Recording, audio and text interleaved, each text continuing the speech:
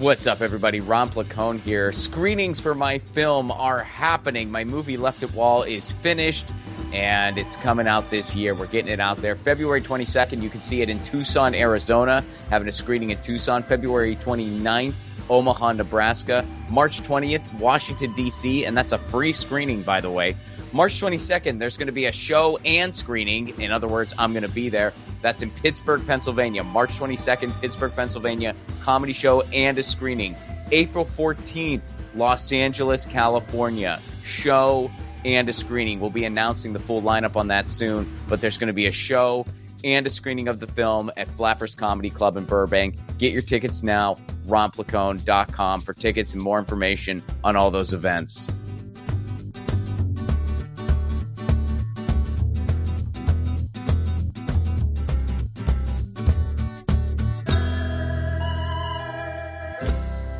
Episode 20, Variety D. Variety D is a comedian and disability rights activist. She's the first Black disabled comedian in Britain. I met her in Edinburgh. I go into more detail in the interview, but basically, her energy was infectious. Have you ever met someone and thought, I want to be friends with this person? It was that kind of energy. Now, we go a little long in this interview. Sometimes comics tend to riff with each other, especially when they have something in common like the Edinburgh Fringe Festival. So I hope that's okay. Please welcome to the show, Variety D.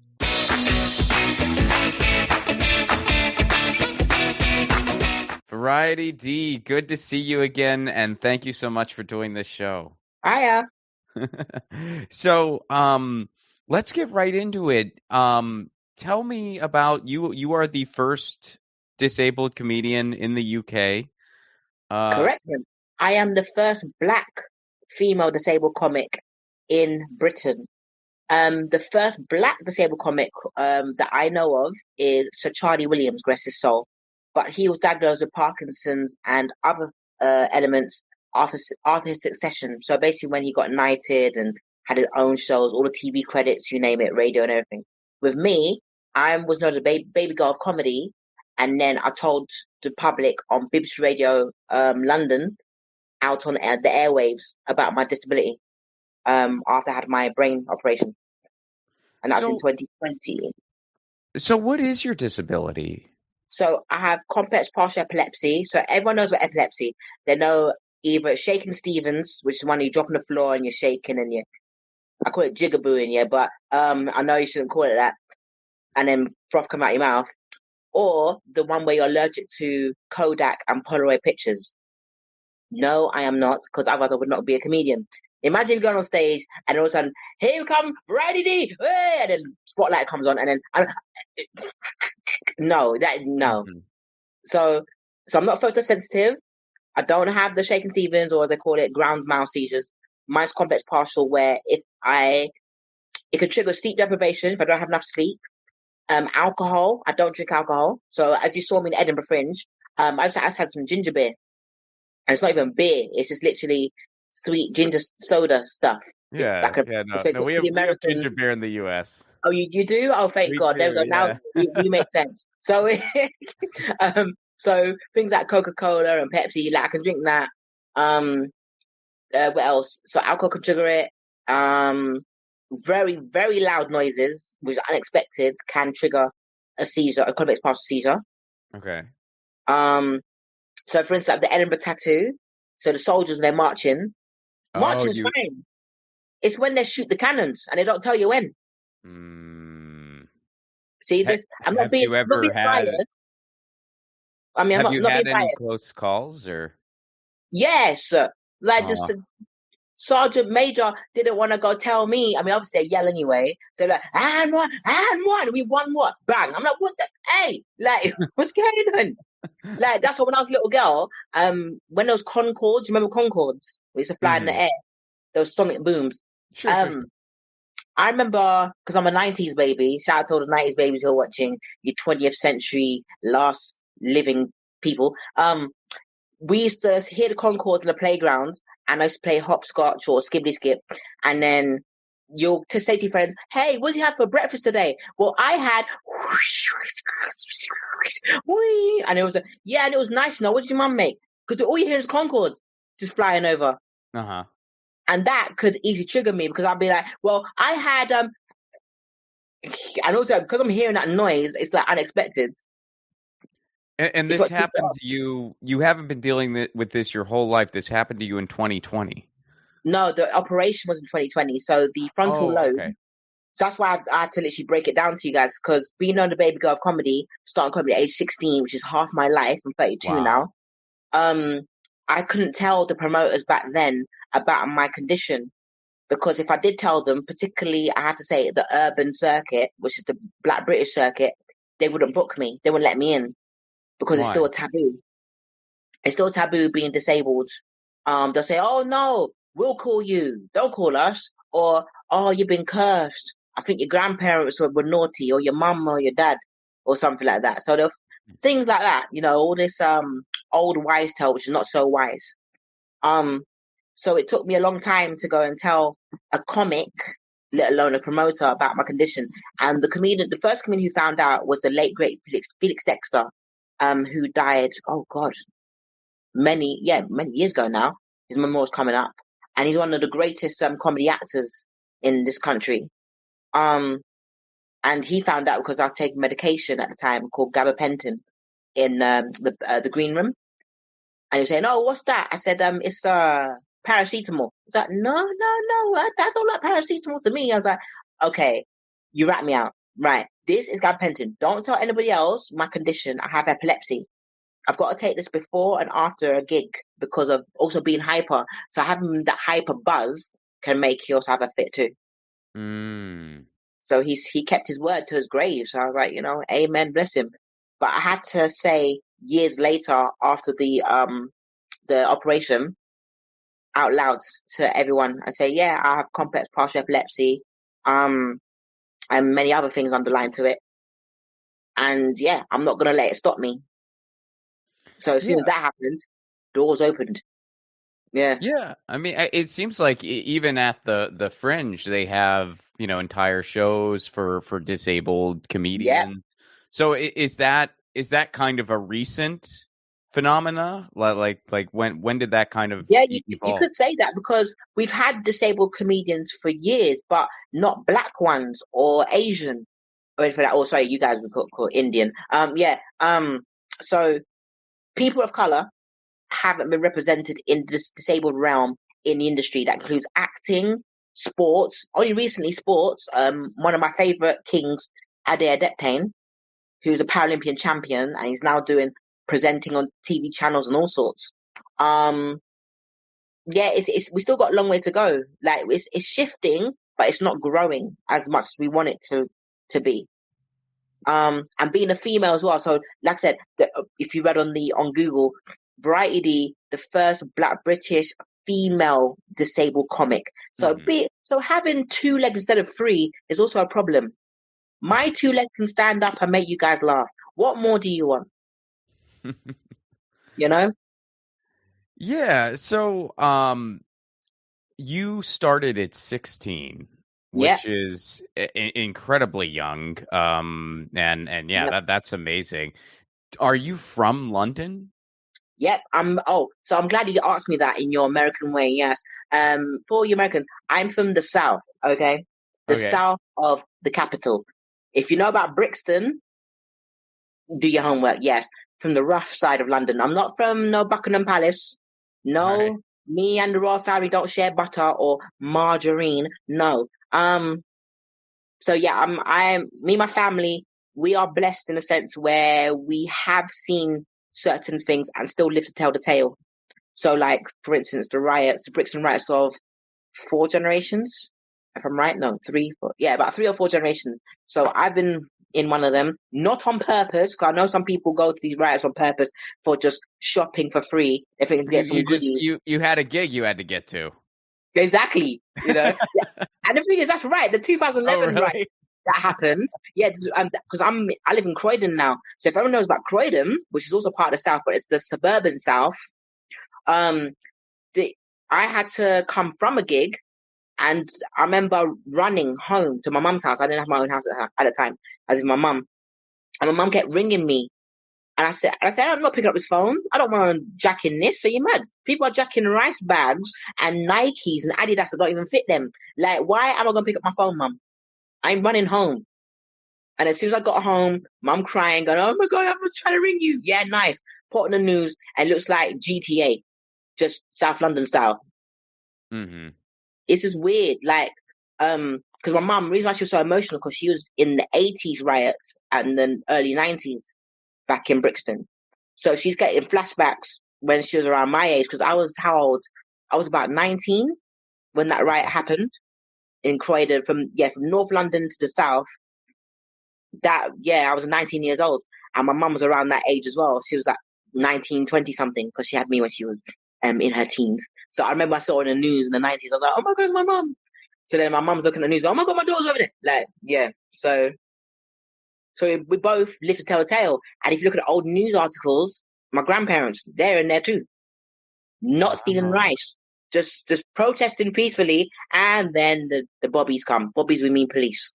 Sure. Yeah, okay. Wow, that is, I must admit, I've only ever been to London as a tourist, and most of the kind of anecdotal things I know about the city is because it's in Clash lyrics. So you could definitely teach me a lot. Although I love London very much. I love going there. Please come to the south. Don't be staying. Okay. That's what I tell a lot of American comedians and actors. You guys keep going to central London because you're thinking, oh yeah, I'm in London now. Cheese, yeah, look, Big Ben and Big. No, man, come to the south and you have some normal food that will fill up your belly for a good price. Not none of these £50 chips like you're buying in there, and you're thinking that tastes good, but it don't taste like $50. Why do I still feel hungry? What is that like? You see what I'm saying? No, I'd love that. I mean, it's one of those things. I'm going to be in London in 2024, so I hope you'll show me around, because yes, I will, and I'll make sure I protect you. You get a full metal jacket. Yeah, you see what I'm saying? I know California's one. Don't try like California's all nice and pretty and six pack. No, it's and fake titties. I've seen that. But I've been to downtown LA as well, and I'm like, yeah, Skid Row. Whoa, yeah. Don't warn me about this. You know, that's actually a common thing. A lot of international people who come to Los Angeles, they will stay in Skid Row because that's where the cheapest accommodations are. And they don't realize they're in Skid Row, and then they're walking around and they're thinking, "Where am I?" And also a lot of times is a lot of international people, they don't realize that even though Los Angeles is a huge city and one of the cities of the world, if you want to get around there, you need a freaking car. And I didn't. I used the metro and I saw all sorts of drama. It was great. I saw backflips, front flips. I saw some fights on the stairs. I was like, oh, this is like stretch out London. Wow, this is saying this ain't different. This is like being in Brixton. This is like home away from home. It's just hot like down here. And I'm glad it worked for you. Your ticket things don't work. So what's the point of buying a ticket when you just walk right through it? Yeah, that's usually what you got to do. We do have it. I mean, we do have a subway. It's not the most efficient subway in the world. I wish we had more efficient public transport here, and it's very sad we don't. But it's just such a car culture. Yeah, because I took your subway to Sunset Boulevard, where I had to walk it down past Wiltshire to get to perform at the Comedy Store. Nice. Then the first time I went to Hollywood was 2016. So second time was early 2020. And then. Yeah, the first time I stayed in it's up there at B. Not Beverly Hills. I don't have that much money. Oh, neighborhood. Okay. All right. No, but, was it, you said the neighborhood starts with a B. Yeah. Well, the first ones I think of are so basically in front of me there's a big 7-Eleven and then there's a Subway and it's just loads of space. It's just you're away from all the hustle and bustle. And to get the hustle and bustle, you get the bus down there. But the second time I was in downtown LA, I'm trying to remember what it's called now. Oh man! And then a lot of Hispanic people. The first neighborhoods that come to my mind would just be Bel Air or Beverly Hills, but I know it's neither. No, I know you're a Soho House member. Stop showing off. Oh okay? No, I'm not. I got to go there one time. I'm not a member. Listen, I went to my one as well. I'm an associate, so I'm a Royal Thames Society member. But You're I can only further be up in the Soho chain House. than me, then. I can only be in Soho House only when needed, when they have an alliance. So, like the White City one, which is opposite the old BBC television centre. That's the only one I can go to. I was just a guest. I was just a guest who said, they said, "Don't you dare take any pictures. You're a guest." Yeah, they're strict, you know. Shut up and eat this flatbread. That's all you're allowed to do. Eat this Talk lettuce. to your friend. Who are you waiting for? I'm waiting for the sky. Like, you know what I mean? You see, that's what I'm saying. It's not what they set up to be. Don't make eye contact with anyone except for your guest, your chaperone or whatever.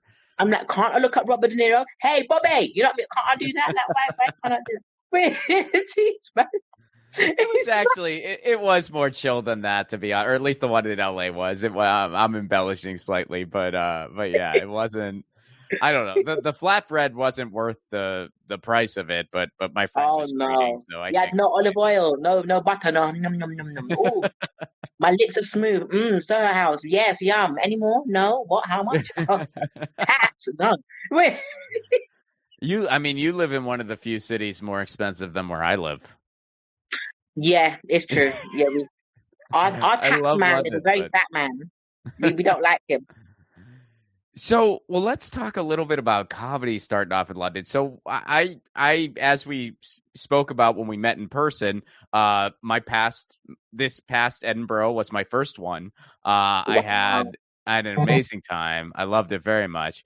And, but I talked to some of the newer, some of the younger comics, some of the newer comics, and they were telling me about getting started in London, which, man, I thought, like, because I didn't start comedy in LA. I started in the Midwest, and I was a road comic I was a road comic for many years, which I know y'all have that too in the UK. Like I know you know what a road comic is, but kind of, because let me hold you there, because in the UK, a majority of comics do not travel outside of major cities. So London, Birmingham, Manchester, and Liverpool, you could say. Even the Scottish, Edinburgh and Aberdeen. Only now people are starting to do the same things that Americans do, where this is where it connects with we're so slow, where you guys are a lot faster. We're still trying to make pace like it's the 80s. The United States is just so freaking big, and it's like they'll try to have a comedy show anywhere that has a zip code, which is great. And it's, it kind of means you can find where you can fit in, basically, you know? So find your niche. Yeah, how did it feel like you go from Midwest to West Coast and then? It's a little, I've always toured. So even when by the time I moved to Los Angeles, I started working on a show pretty early on, and then that show allowed me to kind of tour more, both with that show and then on my own. So I've never not performed kind of, all over the country, basically. And that's why I've only done so much stuff internationally, because it's like I've always just traveled the entirety of the United States, which could easily be like 5 countries on its own with how big it is. So exactly. But I wanted to ask you, so these newer comics in London, so I don't know if it was like this when you started, but like they were telling me that when you start, you have to go to these open mics, but they're not just regular open mics, they're gong shows where somebody gongs you off stage. Yeah. You don't have to. I'm so glad you asked that, Ron, because so your comedy store in California is different than our comedy store in London, Leicester Square. Okay. So I know yours does not have a gong show. I mean, they have sort of, but they don't. It's all write your name on paper and make sure you perform in the belly room. That's what I performed with the belly room. Yeah, belly room. Our comedy store, if you guys are listening or watching, is like a kindergarten, type of place. It's so condensed. It stinks. It smells. You walk down a basement, and they have the comedy store sign, but the only time you see a regular comedy night where it's professional is the professionals. So it's called Level 5s. Level ones are open mic, fight or flight. So they're the ones that go for the gong show. Gong show is where you go on there, and if the audience are not intrigued for 1 minute, there's also selective of 3 people in that audience who hold a red card or a blue. And it's a long process. It's a long, devastating. I've never done it. I've never done it good for you. in my career. No. I've done Blackout. I've done that one. Funny enough, what is that? Blackout is where you got to do a comedy set for 1 minute. Oh, we have shows like that. We definitely have shows like that in LA where it's like you kind of have a minute. Yeah, you beat the Blackout. You beat the Blackout. Yeah. So if you kind of just don't connect, or you're working on a bit that's not quite there yet, you just wasted time. Basically. You get stuck. Yeah. You get stuck. Oh my God, my feet. Just get lost. Yeah. But wow, that is. But yeah, I've never done gong show because I'm thinking, what's the point? So wait a minute, I've got inspiration comedians who I inspire with, who have never done this, but you tell me I got to do this now? Nah. And I'm also one of the last of the stand-ups, which I know that's a show on Comedy Central. Okay. But I am the last of the generation of stand-ups, meaning the microphone, then the phone. So before social media, because you remember 16 years ago, there was no Instagram. And I mean, Facebook was around, but it wasn't for videos or do it for the buying. There's none of that was going on. So me being one of the last ones, the baby girl of comedy, it means something because I am the last of the originals. Yeah. So now, as you turn, I think it was like 5-6 years later, do it for the Vine, YouTube, Shorts, all them kind of stuff there, Facebook clips. Instagrams, Snapchats, Twitter, known as Twitter. Now it's not there anymore. Now it's X. I don't know. It's like a porn channel. I used to do a lot on Twitter, and now, I mean, I'm still there, but I'm still there too. I'm saying, where's the bird? Where the birdie gone? Who killed the bird? Bird's got right. Elon killed the bird. We know exactly who killed the bird. Elon, the murderer Musk. How dare you? Yeah. So it's different. I mean, I don't put no hate on the community who started on the social media platform. Well, they have to. I mean, there is a wedge. Yeah, there's a wedge between the stand-ups, the originals, and the originals we call the cyber comics. Cyber meaning you start with a mobile phone, like hello, So whilst the ones on the microphone, we have to go through hailstones, snow, rain, you know what I'm saying, to get to a gig, whilst all the sidebars go like, hi, yeah, so my name's John, and yeah, you know what, my rice went wrong, give me some hits, subscribe. It's like, what, how's John doing this when yeah, it's crazy, and I don't begrudge that, because that's just what's available now, and that's just the world now. Yeah. But it's kind of crazy. I mean, you see comics posting their first open mic, and it's like, why would you do that? That's great. I would never. I mean, if I wouldn't do that. It's suicide. I wouldn't do it anywhere. I would. I wouldn't do it. I'll wait until I'm level 3 in comedy. So like I said, about the 5 levels. So level 1's open mic, fight or flight. Level 2 is community comedian, meaning that people around your area know of you doing comedy, and they'll say, Father Tom wants you to do a set in his church, or Pastor Peter wants you to do or something. That's the next level up. You go to churches right away. Comedian, so you gotta make it fresh and clean. And then your 3rd level is comedian, where some comics from a higher level, 4s and 5s, have heard of you. They've heard your voice. They've probably heard about, I heard about you, Ron. Yeah, keep it up. What's your socials? Yeah, kind of thing. Then level 4 is warm up, where you get to perform around these tours, but it's not your tour. It's somebody else's. It's a level 5 comic. Sure. Then level 5 is a creme de la creme, where you are either national treasure, meaning a UK homegrown comic, or an international inspiration. Over the years, that's the original five levels. Now it's kind of broken up. Now you got a 4.5, 2.5. You're thinking, wait a minute, what's going on? You can jump from a 5 to a 2, because if you said something racist or something against, I don't know, Jewish culture or Islamic or something like that, then you can go from 5 to 2. Because obviously you'll still have, being at that top of the realm, you'll still have your fans, your hard hitting fans, but it's not as much as the others. Sure. So that's what's starting to happen now. So you got your 2.5s, your 2.0, and it's just like, what is going on? And it's ever since lockdown. Do you have any decimals? Like, are there any like kind of 0.4s? Like they I'm have a few social media posts, but they haven't made it that Yeah, strong it yet. just feels like, because for me, I think I'm a 3.3. That's what I'm comedian. Hi, yes, hello. Because if you see my Instagram, people know it's my Insta. So what I tend to do, I go, hey, it's Go Variety. This is Ron. Yes, please follow him. Don't forget, follow him now. Yeah, that's what I do. Whilst many No, other I comments don't know. Well, that's how tend to we. not That's do how that. we. Yeah. No, I was. I think I told you this story briefly, but I'll repeat it now. Before Yeah, we like formally met, I had kind of crossed paths with you, and it was very motivating because it was late at night in yeah, the grass market, and okay, I was doing a late night set at Three Sisters, and yeah. you had a late night Oh, show too.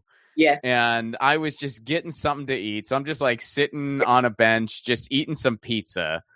And you were flyering and you went over to these two girls.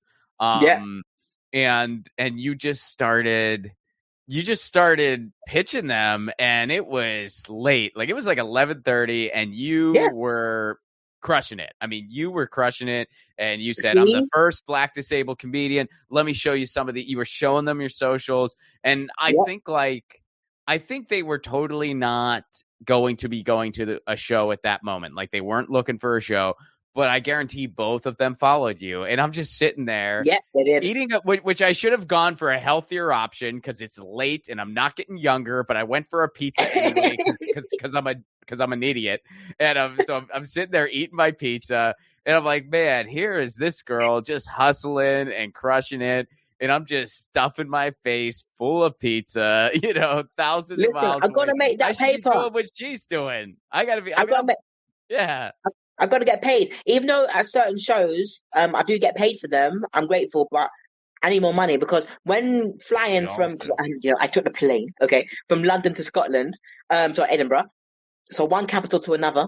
Um, I literally said, you know what, I'm gonna make this money, how much this cost me, and more on top. So I could have literally just done shows and that's it. But I wanted to fly out because if I stay where I'll stay in, like this hostel place, I'll be bored. I'll be thinking of Jigsaw and all that. I'll be like, oh my God, someone's gonna eat me. Like I want to be outside.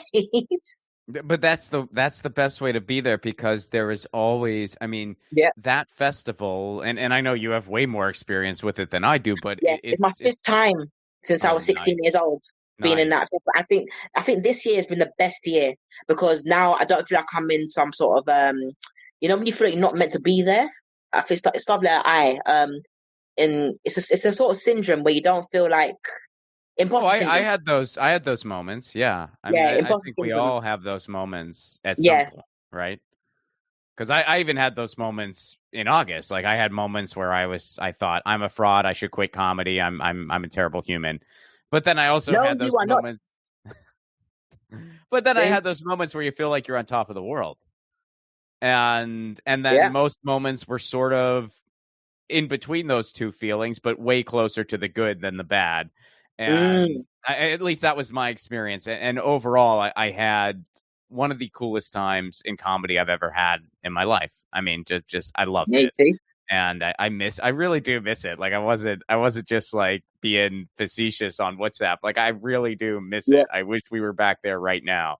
And Edinburgh is like Disneyland, but with haggis. No Mickey Mouse. Everyone's taking a Mickey out of each other. Okay? No minis. Okay? Like, there's people dressed in mini skirts, but you got to be very careful, especially at the Royal Mile, because that Royal Mile's got everything going on there. So, oh, what's this? Strippers? No, I don't want strippers. It's all right. No, no, no. I will keep my money. It's all right. You know? You even got like male strippers up there. I'm like, nope, you look nice. I will buy you some Johnson's oil and you oil up yourself because I don't, my hands been oily, so the microphone will slip off my. No, no, it's not happening. Like everyone got to beware. So now I want to make all the Americans be like, we've got flights to Edinburgh. Yeah, August. Get yourself down there, August. it Yeah, was so much. It is. it is a little awkward when I would be flyered for like a kind of, like striptease show or something Mm. like that. Because it's sort of like, especially when you're just like a dude walking around by yourself, because they're basically just like, Yeah, would did you you want to see see him? me There was that naked? guy. Did you see him? There was that guy literally flyering on Oh, flyering for his thing. yeah, I No, think on I just Jeremy meant Street. when you're flyered, like when someone flyers me, Yeah, oh, do you want he to was come flying to? and he was showing his packs, like Johnny Bravo style. And I was like, Oh, wow. what, that's nice. That's nice. But I can't make it. I gotta get down to Udderbelly and that. That's a nice belly Yeah. you have, but I gotta get to Udderbelly and do my thing. So I was not approached by that guy, but I probably you would are, have but had a similar reaction. I would have been like, "Hey, good for you, pal. All power to you. I wish I could do that. I can't, but I gotta go." and it was getting cold because in the evening it gets a bit windy, a bit nippy. So I'm Yeah. thinking his nipples were getting harder, and I was like, "Oh, you're not happy to see me. You're just catching cold. You're a brave man. Let the Lord be with you." Did you hear about the show that was? So I don't know. I haven't been able to confirm this 100%. This was just sort of hearsay amidst all the after parties. But Yeah. apparently there was that show where a dude just ate cheese for an hour straight. Yep, I heard about that. You I did? must Okay. Neither of see. us got I to see told it you. though. I told you again. It's like Disneyland on crack. There's no Mickey Mouses, just bare Mickeys. So I'm saying it's crazy out there. I Well, even heard about the shows where the hecklers went a bit mad. I mean, it's to be expected, but it's not a good thing where they throw glass bottles. Like the comedian and stuff. whoa. Okay. It's That. mad. It's 1970s style. Like Ew. we're Yeah, that's going back in intense. time. I didn't hear anything like that, but yeah, that's See, you nuts. were down there, the deep down in the Edinburgh. That was I yeah, was that only was there for 2 weeks too. I only did a half run. I kind of same wanted thing, to, isn't it? yeah, Yeah. wanted to kind of learn how to tread water before I swim.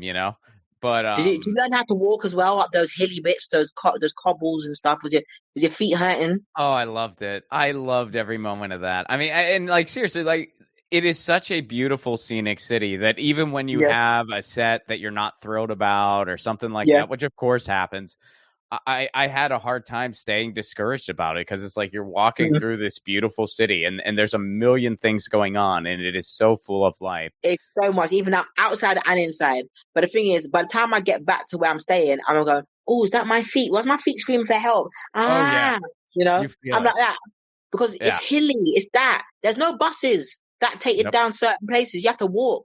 And that's why I feel so sorry for wheelchair users as well. Yeah. Because going Yeah. down is no problems. Going up, it's like, oh my That's God. a lot. Yeah. That's a Yeah. soldier. It's war. Like Well, I just remember so like I think it was the following day I met you and I think it was at Bar 50 and yeah. it was a little later in the run. So everybody at this point was like healthily fried, right? Like they were like people were just like, "Hey, what's up?" and still happy to see you. But they were just very spent and you could tell they were on like preserve mode. Like they're like, I'm gonna sit here stoically and preserve my energy for this Yeah. next set. So and then and everyone was just in that mode. And then you were going around making Instagram videos and you were Yeah. you were all over the place. You were just like, I let's won't do an blame. Instagram, like give me your Insta. And again, Yeah. I was like, man, this is the same person that last night was hustling and crushing it on the streets while I was just Yeah. shoving pizza in my face. Here she is today, just freaking making content while the rest of us are just sitting here doing nothing. I'm like, I want to be friends with her. And now you are. Ta-da! Now I am. I made it happen. And that's the thing. In this country, network. So they say, they say network your net worth. It's Yeah. still a bit iffy in this country because I'm not sure it's due to sovereignty of the Britannia. It's like, oh, well, I won't talk to him, he'll talk to me. And I will not give too much energy. No, I better relax and withhold. It's like, no, you have one life. What's wrong with you? And yeah, fair enough, I'm disabled, but I'm not crazy. I just know I got one life. Yeah. You see what I'm saying? So it's just we still have that hostility of like, shall I stay? Shall I go? Shall I talk to him? No, I think that's Ron. That's big Ron, you know. Nah, I can't talk to him because I heard he's from West Coast. Nah, I think he knows NWA or something. Yeah, you know what? I think yeah, he knows. I think he's like Tony Montana. Yeah, he's got that look on him. Yeah, he's got that look. Yeah, don't let the redhead fool you. No. You know, like Love it. he's got Lucky Charms box kind of look. Oh, Yeah. I do got Lucky Charms. Yeah. Don't mess with his charms. No, that he would. You know what? In Scotland, though, nobody ever mistook me for a local at any point. I was never. I thought I'm actually. I'm not like I actually have like Italian heritage, which I thought so. Yeah. Italian. It's not the most unheard of thing. It's not super common, but there are Italian gingers. It is a thing.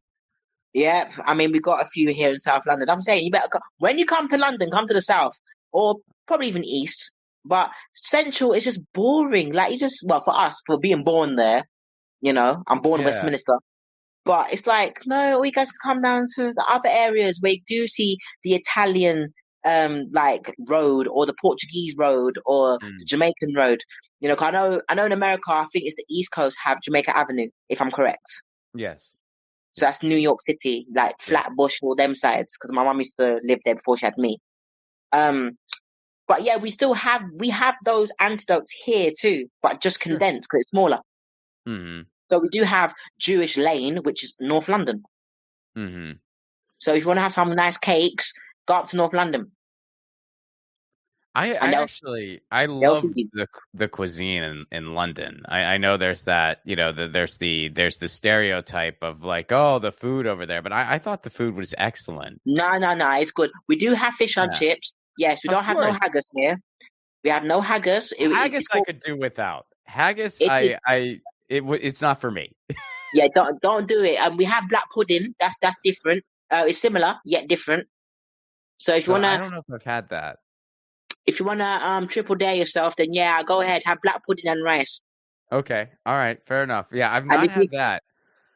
I had haggis in Edinburgh at one point. I took the advice of a local, and they said you have to go here and get the haggis tatties and whatever the other thing is. It sounded like a nursery rhyme, but it's the name of the dish. It's like that's like a stripper. It's like a drag queen. Hey, haggis tatty, how you doing? Yeah, don't be ready. Yeah, how's Patty? You know, it just sounds that it's someone's name. Yeah, but I went and I ordered what they told me to, and then I brought I brought a friend. It was like a younger comic who I crossed paths with, and I was like, hey, I want to go try haggis, and you know, he was, you know, he's like early 20s, whatever. He's like, oh man, I'm trying to watch my money, and I'm like, dude, I got you. I got your dinner. I was like, don't worry. I mean, it's your first time in Edinburgh. I got you. And so we went out for haggis together, and I did not finish my plate. Now he did. He finished his plate, and I don't. And I thought about it. I'm like, man, I'm a little humbled. This guy finished his plate, and I didn't. But then I thought, I was like, well, he's 25. And I mean, this might be his only meal for the day, you know. Like I was like, he might, because I remember being on the road at 25. So I'm like, oh yeah, he thought he can't leave anything behind. Yeah. I really couldn't either, but I still I did. I was like, I can't finish this. It won't be a good evening for me if I finish all of this. I mean, I didn't dislike it, but I was like, okay, once is enough. I'm good. It was not your taste. No. What about? I love a good shepherd's pie. Oh yeah, that's pretty good. That but I don't eat beef. I eat chicken minced shepherd pie, so that's totally different. But did you eat in Scotland the battered Mars bars or battered sausages or? No. Look at your face. Everyone loves them. I didn't have it. Do you know what I had the last time I was in Scotland? So basically, the fourth time I was there, I had battered banana. How is it? It was crunchy and fruity at the same time. It sounds so wrong. But they had the battered banana and they put some strawberry toffee syrup on top of it. I was like, well, that's my sweetest hard, crunchy banana I've ever had in my mouth. Yes, we would never have that in London. Like, we didn't even advertise that. You'd be like, kids, close your eyes. Like, it just wouldn't, it wouldn't go down, right? Yeah. No, I had the Donner chips was like The a big donut one. chips. That was like a big sort of low. And I try to, I try not to, eat a ton of meat myself, but sometimes when I'm traveling, I'll, kind of just let my hair I'm down a glad little you bit. said that because you can't eat a ton of nothings like in Scotland because you got to walk down the hill, up the hill. You got to walk left down the Royal Mile, which is miles and miles away, then turn back. Yeah, if you want to go to the toilet, you better run somewhere. Nah, man, you can't eat nothing too hectic. Hmm. Yeah, It's no, it's that's a bit true. of like I said about a pizza thing. I bet you had one slice of pizza. No, I ate the whole thing. I'm not proud of this. Wow, you are so American. Okay, Yes, well, having said that, are you glad that that whole pizza was not as big as the American pizza? You know that big, yeah, halftime slice. Yeah, if you go now, we're gonna give you a 6 foot pepperoni, something, something. In your hand, like You can before you 12. can you can get pizzas for one in the States, but they're not as common. They're not. I mean, like they do exist, but they're not super common, and they're not as common as like a lot of those places in Edinburgh. It was sort of the kind of like the Middle Eastern street food thing, like a lot of kebabs and a lot of Yeah, stuff yeah, like that. Which I mean, that stuff is healthier than a lot of other fast foods. So I was yeah, thankful for that where it's like you could get like a vegetable kebab, a falafel anytime, and it's fast and it's quick and it's yeah. much healthier than like It's digestible rather McDonald's, than yeah, yeah, rather than McDonald's or getting Dunkin' Donuts, like 10 a Mhm. bag or 20, just for a certain time only. Like no, like I said, I've had the American experience of eating around there, and I cannot walk an avenue, Yeah. after eating something. I gotta get a taxi. I gotta be a It's taxi. I'm just a going lot down of there. the stuff that we do to our food isn't legal in the No, UK or Europe. I mean, and you feel it. I mean, it's like we have the opposite. When you other people come to the United States, they just feel gross, and they're like, "How do you guys?" And then when we travel internationally, we feel so much better, and we it's wonder mad. why. And it's because the shit they do to our food, and it's like you can eat healthy in the United States. It's not like it's impossible, but it is super expensive and it's Yeah, not easy. And even just, I mean, my wife and I, we make yeah, as much of an effort as we can. We go to our farmers markets. We, try to eat healthy, but it's like there's still only so much you can yeah. avoid when it comes to like preservatives and all this other shit. It's And true. every time we go abroad, we're just like, oh man, what are we doing to our bodies most of the time? See, You great know? example. The most expensive places to get healthy food here is either Holland and Barrett's, which is mostly medicine, but Whole Food Market. It's like £10 for crisps. I'm like, what's this? What's this special? What's so special about these crisps? Do they make Yeah. me fly? Mhm. All these fancy vegan cookies. And I'm like, hold a minute, why does it cost £20? Why? Like Whole Food Market's a rip-off, man. It looks Oh, big nice. time. Well, and that's compliments of us, by the way. That's Oh, that's something thanks. that's Yeah, something we gave the world. Yeah, I try to avoid Whole Foods as much as I can for a lot of reasons. But I well, couldn't believe it. I was like, how much? Nah, nah, nah, nah, nah. I'm going to my ordinary groceries, man. Come on, slap on some of this meat. Yeah, yeah. This is, I couldn't do it. well, you guys have, and I want to ask you more about you here in a second, but you guys have just more like just local markets and like produce and stuff like, and of course, produce is Yeah, not near as expensive as it is in the U.S. And yeah, I no, really do appreciate it. I mean, it's like that in most other places where like good produce is accessible, and yeah. we make it the most expensive thing. It's so backwards, but See, you gotta do it on purpose. You're like, yes, we don't want to fit into your clothes. yeah, No, buy more clothes. Ha so ha you ha. buy You more. see, it's a scam. So tell me about the activist component of what you do. So yeah, fighting for this disability rights. Like I said, I think I said it on stage a few times in Edinburgh. Disability has no color, but it's like chicken. Chicken is chicken. Everyone knows about Colonel's Kentucky Fried Chicken, but jerk chicken from the Caribbean, people are like it's totally different. but it's chicken. You see what I'm saying? So what I'm basically saying is disability is disability, no matter if you're black or white. Why is it mostly white people are heard more than the black person who's got a disability? And also, why is the person who's got a hidden disability like mine, who's not really heard as much or taken too seriously as a person with a physical disability or being deaf, you know? So it's like I'm fighting for the ones who are not being heard or the ones who are not being taken seriously. So hidden disabilities. That's why I sometimes wear the dandelion thing that says what I've got going on, so that way no one can judge if they think I'm impulsive or anything else. If I'm strange because of my condition, what I have or I've had since I was a baby. It's taken a long time for many people, especially some people in my family who I hardly ever see, like like godmothers, godfathers, or aunties and uncles and stuff, your cousins, to actually understand what you're going through. Not fully because they're not living your shoes, but they're understanding as time goes on, and especially since I got signed. Yeah, they go, oh yes, congrats. You're my favorite cousin. You are. I want to make sure you're okay. Yes, make sure you get me some free tickets for the next show. Yes, let me meet so and so. Yes, from that TV show. Let me meet Eddie Caddy. I'm like, listen, I've had his number for time. Like, you guys didn't take me seriously. Why should I give you his number now? No, move, shove off. I love yous, but no. Like, they try it. They try it every season. What's your take on fireworks? Ooh, Can you handle those, or? I can, but I have to wear either what like you're wearing, but earmuffs, or Okay. the ones where you go to sleep, or like if you're on an airplane and a baby's crying, just go, know.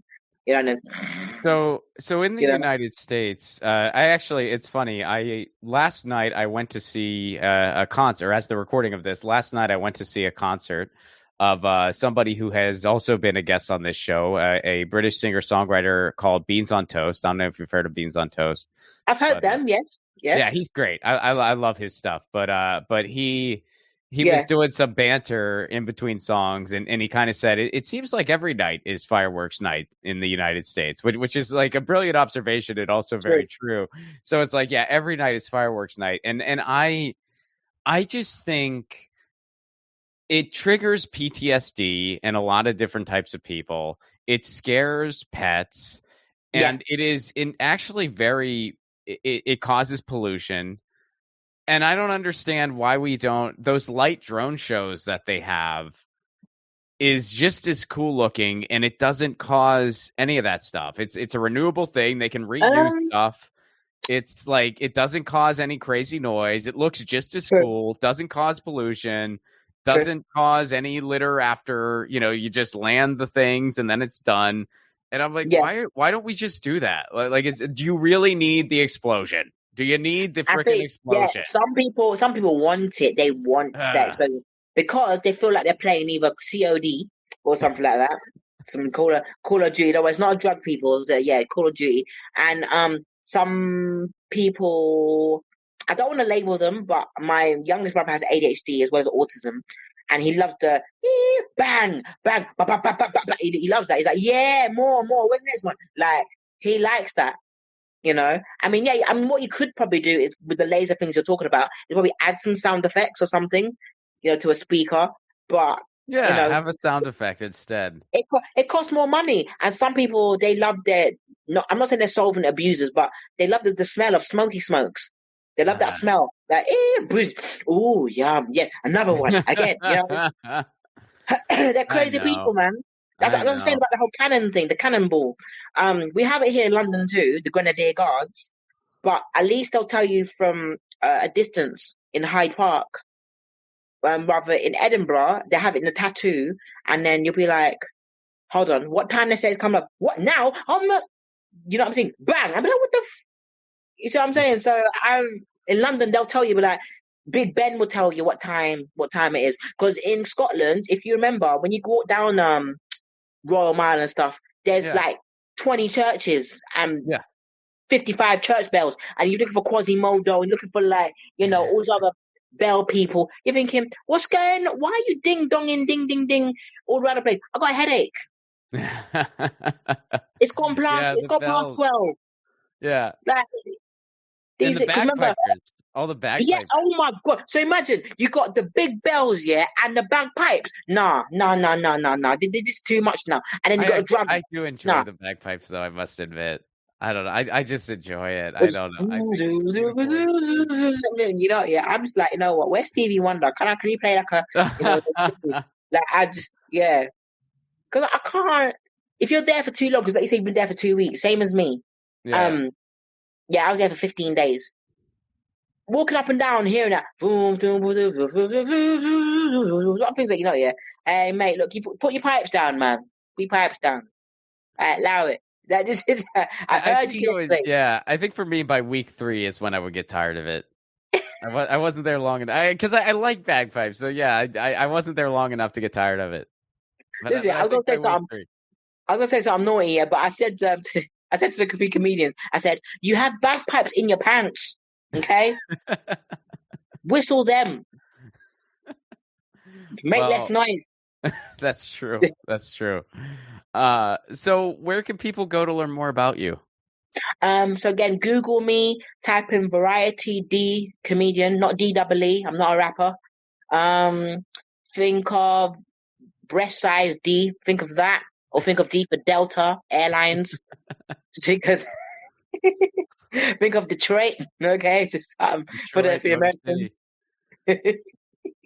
Think of downtown. Okay, LA. But yeah, Variety D, Google me, and then you'll find me, YouTube and stuff. Um, like there's so much you can find me on. I would give out my number, but I can't do that because my agent said hell to the no. Yeah, Um, you shouldn't do so that. and yeah, like that's how you can find me out. I'm planning to go to the States in 2024 as well, but I don't exactly when because of all the madness that's carrying on right now, especially with the airlines and travel costs are Yeah. going way up, and then yeah, so I'm looking for the bargain. You know, Yeah. Where all do you want to go? Do you want to hit both coasts or? I want to go. So I want to go to Florida to see my uncles, well, my great uncle, who's a major of Salvation Army. And say, is everything all right? Is Ron DeSantis being bad again? What's he doing? Like, The answer is yes, he is. But hopefully your relatives are all right. Florida's a little crazy right now. no, but that's the thing though. Some Yeah. of my family are Republican supporters, but Okay. some they're quite liberal. They're not in your face radical. You know what I'm saying? They're old Sure. school Republican. We're more like, yes, how you doing? You know, kind of thing. Let's go church. I'm like, I don't want to go to church. Like I'm like, God's all around you. What do you mean? Whilst there's another side of my family who Well, are is Ron DeSantis kind of too out there for them, or? yes, Okay. he causes trouble. It's like, Yeah. Yeah. why? You big boots looking feathery piece of something. You know, he needs some Yeah. chicken in his life. Like some good cooked chicken. No, because I mean, even people who are politically conservative, even in the United States, which is definitely a more conservative country than like the UK and stuff, but Yeah. even in the US, there are conservative people who are just like, but this guy's nuts. Like he Yeah, is like definitely. far. And that's that with Yeah, my family, my great uncle and stuff. They're more like, no, this guy's crazy. No, why is he doing this? And yeah, then my he's New York family in Flatbush, they're more democratic. They're more like, yes, power to the people. Let's party hard, kumbaya. I'm like, that's not kumbaya in man. Like, can you not just come on? Like, it's getting cold. Like, so I mean, literally, um, so I'm stuck in the middle. I'm not too political. That's why I call it oh, politics. yeah, You yeah. see? No, I'm a big leftist, so in the United States, I'm not really, I'm not really on the That's ballot. no surprise. You live in the West Coast. They say that, but really, I mean, the U.S. is a pretty conservative country. So, if you're, What do you think of the UK? Do you think the UK is conservative? I think it's definitely going more in that direction. It seems like, I mean, you had Um, Boris Johnson, and now you have, I'm not as familiar with the new person. yeah, But Rishi Sunak. what you guys do have that we just don't have is you have, and this isn't just the UK. It's like like Italy, where I have a lot of family. Like you have a more parliamentary system, so you Yeah, have like different. So even if like the leftist parties that I'm politically aligned with, even if they don't have a lot of power, which they typically don't, they at least have a couple seats. So you have to kind of hear them out and get their votes. So it's like your right wing is not as far right wing as ours, and your left wing is a little more it's actually, reasonably left wing. I mean, I know it's like, the main parties are kind of conservative and centrist, but it's a little more reasonable compared to ours, I think. I mean, Yeah, you're right. But if you were saying this, let me see, 'cause I was born in 1991. If you were saying this in probably the early 90s or the 80s, you'll be like, no, they're far right. I mean, we have this thing called BNP and National Front. Like they don't like none of us. They don't even like a sunshine. They're like, why is the sunshine here? This is Britannia. Cold, miserable, porridge. Yeah, they're triple chins. Yeah. Well, that's the other thing that's kind of interesting, because in the United States, we literally just have a two-party system. So, like, there's really only two parties with any power whatsoever. Whereas in the UK, I know basically Tories and Labour are like the main two. So you just know the Bloods and the Crips. That's all you know, the Bloods and the Crips. That's all you know is red and blue. Wow. Well, no, it's not that that's all I know. I just know, like, those are the two main ones, and then it's like you have the Greens and you have whatever else. Yeah, we have Latino Kings. We have all of them. Like, come on now, I got to count the Italians. No, I'm joking. No. But you guys also have, and I'm not super familiar with this stuff, but then it's like, because you guys have multi-parties, you'll also see these parties that are super fringe on the right, where they're just basically up front going, hey, we're nationalists. And it's like, whoa, get them out. Like, that's kind of crazy. like, although in the United States we have all that too, they just don't say it out loud. Oh, no, yes, they do. They say it outside of the White House. We listen. We have CNN as well, on our cable boxes. I gotcha. I'm like, let's go. She said, "What now?" Marjorie Taylor Greene said, "What? You know what? Somebody's gonna kick her in the face." Like, literally, we'll be like, "Let her say that down here. Come Brixton, innit? Say that down here." All that madness. Your hair will be sold for $9.99 in the shops. You will have no hair. Freaking Taylor Greene, yes. MTG, bye. Okay, you big yes. I mean, it's quite something how some of them manage to get elected, but yeah, that's same with us. Because sometimes it's the bloodline. So that's what, when you mentioned, I'm glad you mentioned Boris Johnson. If you think of his bloodline, they're from, as we call, the blue blood. They're from that kind of life. So they're born with a silver spoon, while some other MPs are not. Yeah, well, I know. I mean, there was that famous clip of Boris Johnson where they basically asked him how he was relatable to people, and he just had no idea how to answer the question. Nope. he told some random anecdote from his childhood that made no sense. Because remember, he was mayor of London, so me being born in the capital, I already know about his family. Like, no, I'm not even being rude. His family looked like like Dr. Einstein type of thing, Frankenstein, where they all duplicated somebody's cousin, that was the cousin, and this and that. They all look inbred type of family. Like, well, yeah, I mean, he's a weird looking guy. And his brother, I'm not trying to be crass, but it's like, he's a weird looking dude.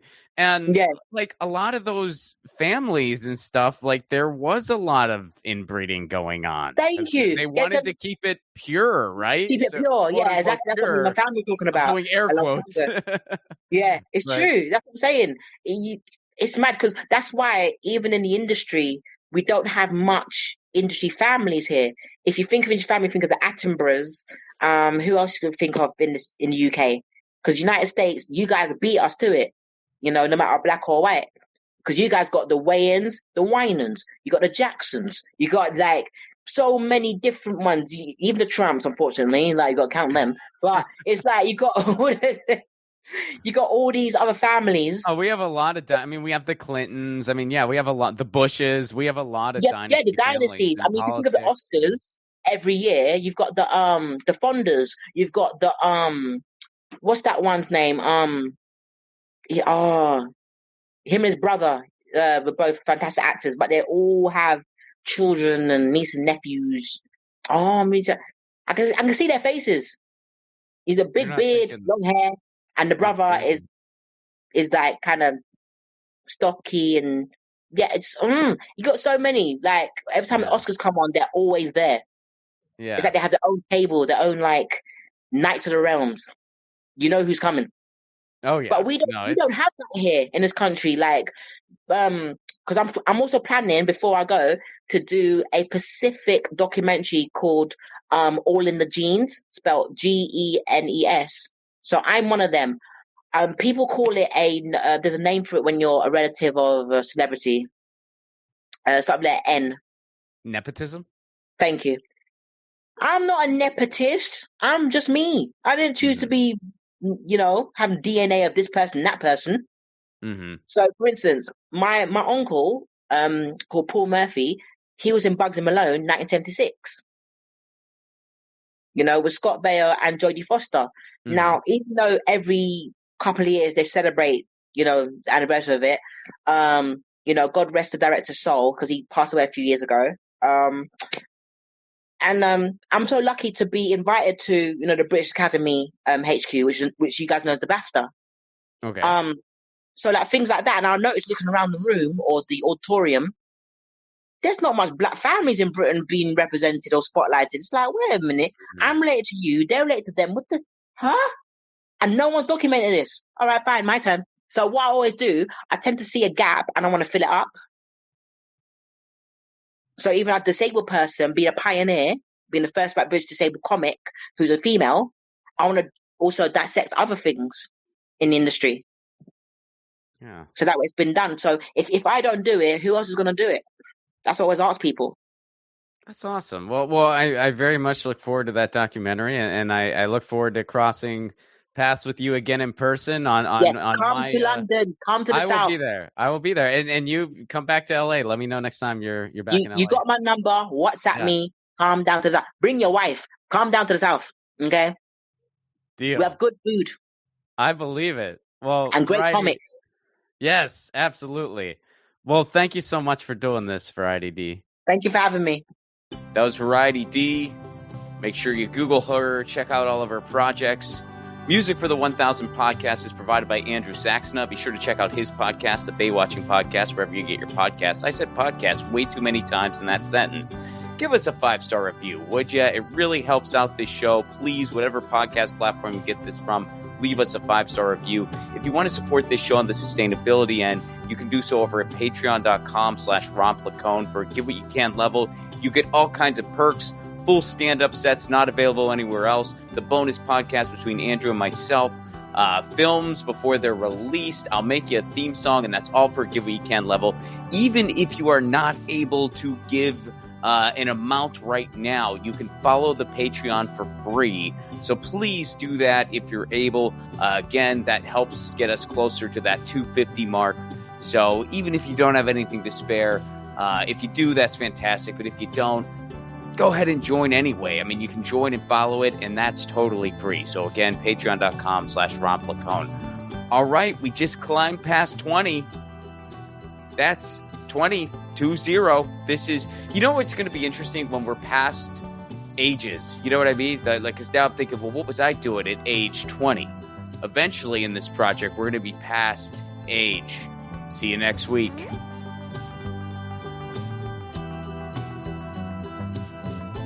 Hey guys, Ron Placone here. Take your own 1,000 challenge. No, you don't need to interview 1,000 people, although if you want to do that, go for it. Your 1,000 challenge can be whatever you want. Maybe you want to call a friend out of the blue once a week. Maybe you want to read a book every month. Maybe you want to start a different garden every season. I guess that might be dependent on where you live. Look, the point of the challenge is taking on an endeavor that enriches your life in some way, and it can be measured.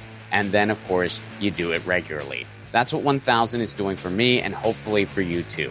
The main reason for this podcast and every podcast I've ever done is to build community. So take your own challenge. Then join our Facebook group. It's called 1,000 What's Your Challenge? ? That's 1,000 What's Your Challenge ?